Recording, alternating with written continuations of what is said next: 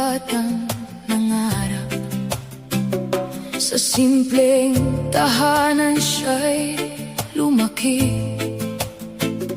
Walang yaman na may pagmamalaki, ngunit pag-asa'y sagana sa kanyang tabi.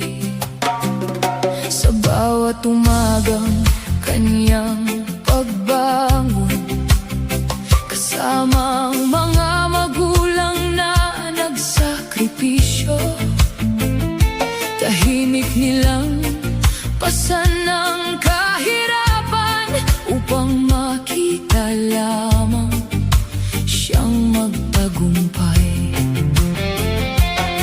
Kahit kapos ang buhay noon, hindi nila pinabayaan ang pangarap.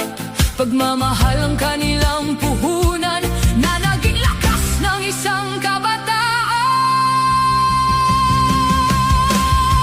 Rene Bituin ng Mindanao, mula sa hirap hanggang tagumpay, pangarap mo'y aming gabay. Mula Calacogon hanggang kalangitan, naririnig pa rin ang iyong pangalan. Hindi ka nawala, hindi ka naglaho, ikaw ay buhay sa puso ng Mindanao.